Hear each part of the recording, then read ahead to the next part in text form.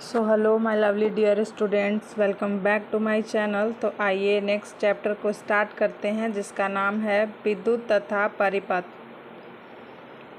अब हमारा जो 6 क्लास का एनसीईआरटी है समाप्त होने वाला है। 3 चैप्टर बचे हुए हैं, जल, हमारे चारों ओर के वायु और एक कचरा प्रबंधन।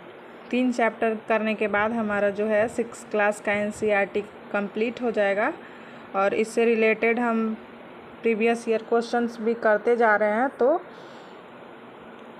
चुंबक और प्रकाश और ये विद्युत परिपथ तीनों को मिला करके एक एमसीक्यू प्रैक्टिस क्वेश्चन का वीडियो मैं अपलोड करूँगी और उसके बाद देन 3 चैप्टर है उसका वीडियो भी अपलोड करूँगी। तो 6 क्लास का एनसीईआरटी हमारा समाप्त हो जाएगा।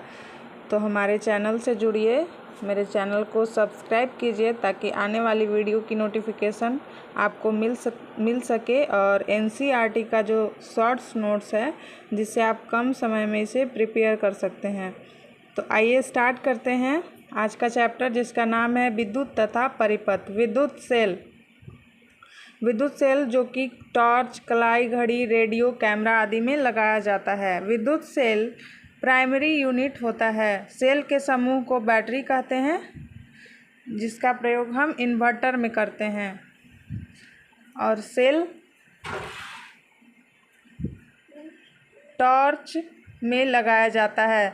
सेल का कार्य रासायनिक ऊर्जा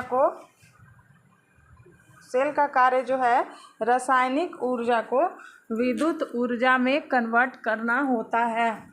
सेल का जो कार्य होता है वो रासायनिक ऊर्जा को विद्युत ऊर्जा में कन्वर्ट करना होता है। और सेल में जो है वो 2 टर्मिनल होते हैं, पॉजिटिव और निगेटिव। 2 टर्मिनल होते हैं, एक पॉजिटिव और एक निगेटिव। विद्युत सेल में संचित रासायनिक पदार्थों से सेल विद्युत उत्पन्न करता है। जो रासायनिक पदार्थ संचित होते हैं उससे जो है सेल विद्युत उत्पन्न करता है।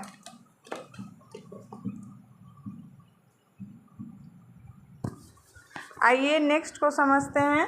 सेल 2 प्रकार के होते हैं। एक होता है आपका प्राइमरी सेल एंड सेकंड होता है आपका सेकेंडरी सेल। एक प्राइमरी सेल है और दूसरा है आपका सेकेंडरी सेल।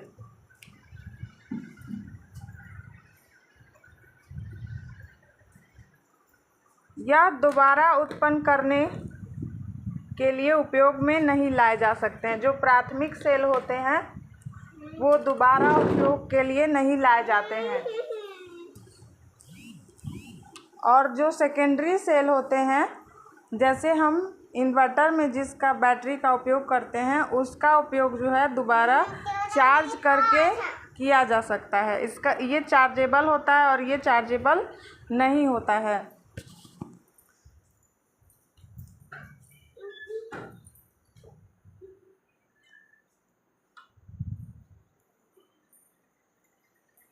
आइए बल्ब के बारे में समझते हैं। बल्ब में एक फिलामेंट होता है। टॉर्च का एक बल्ब का ये पिक्चर बना हुआ है जिसमें कि 2 टर्मिनल होते हैं और ये जो तंतु होता है या फिलामेंट ये टंगस्टन का बना होता है, जिसका जो ये सिंबॉलिक फॉर्म है वो ओमेगा है। और टंगस्टन का जो है प्रतिरोध उच्च गलनांक होता है। आइए नेक्स्ट टॉपिक को समझते हैं। विद्युत परिपथ जो है बंद सर्किट में ही विद्युत धारा का प्रवाह करता है। ओपन सर्किट में विद्युत धारा प्रवाह नहीं करता है। विद्युत धारा की दिशा पॉजिटिव से निगेटिव टर्मिनल की ओर होता है। पॉजिटिव टर्मिनल से निगेटिव टर्मिनल की ओर होता है। बल्ब अगर जल रहा है तो इसका मतलब कि परिपथ में विद्युत धारा प्रवाहित हो रहा है। विद्युत परिपथ विद्युत सेल के 2 टर्मिनलों के बीच विद्युत प्रवाह विद्युत धारा के संपूर्ण पथ को दर्शाता है। आइए नेक्स्ट को समझते हैं। एक परिपथ है जिसमें कि इलेक्ट्रॉन के फ्लो और विद्युत धारा के प्रवाह को दिखाया गया है। तो इलेक्ट्रॉन जो है वो विद्युत धारा के विपरीत दिशा में जो है वो प्रवाहित होता है। ये आपका विद्युत धारा का दिशा है, ये आपका विद्युत धारा का दिशा है, और इलेक्ट्रॉन का दिशा ये हो जाएगा।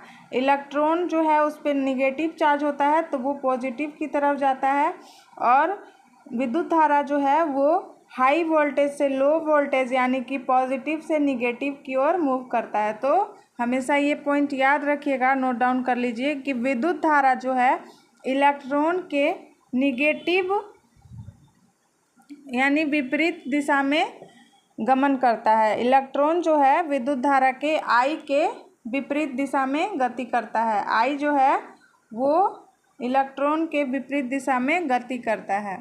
तो इलेक्ट्रॉन या आवेश का प्रवाह ही विद्युत धारा कहलाता है, और विद्युत धारा जो है पॉजिटिव से निगेटिव यानी हाई से लो की तरफ जाता है, और इलेक्ट्रॉन जो है वो निगेटिव से पॉजिटिव की ओर जाता है। ऐसा इसलिए कि इलेक्ट्रॉन के ऊपर जो है वो निगेटिव चार्ज होता है, इसीलिए वो पॉजिटिव की तरफ जाएगा। अगर निगेटिव की ओर जाएगा तो वो उसको रिपेल करेगा। तो आइए नेक्स्ट टॉपिक को समझते हैं। विद्युत चालक तथा विद्युत रोधक। जो पदार्थ विद्युत धारा का प्रवाह होने देते हैं उसे विद्युत चालक, सिक्का, एल्युमिनियम की पन्नी, सिलाई मशीन की सुई, चाबी, पिन इत्यादि जो है विद्युत चालक, और विद्युत रोधी जो विद्युत धारा का प्रवाह नहीं होने देते हैं, रबड़, प्लास्टिक, मोमबत्ती, कागज़ इत्यादि। तो ये विद्युत चैप्टर जो है वो समाप्त हो गया। आई होप ये चैप्टर आप लोगों को समझ में आया होगा। इससे रिलेटेड मैं जल्द ही MCQ प्रैक्टिस क्वेश्चन का वीडियो अपलोड करूंगी। एक लाइक सब्सक्राइब ज़रूर किया कीजिए। आपके लाइक सब्सक्राइब से मुझे वीडियो बनाने के लिए मोटिवेशन और ऊर्जा मिलती है। Thanks for watching this video.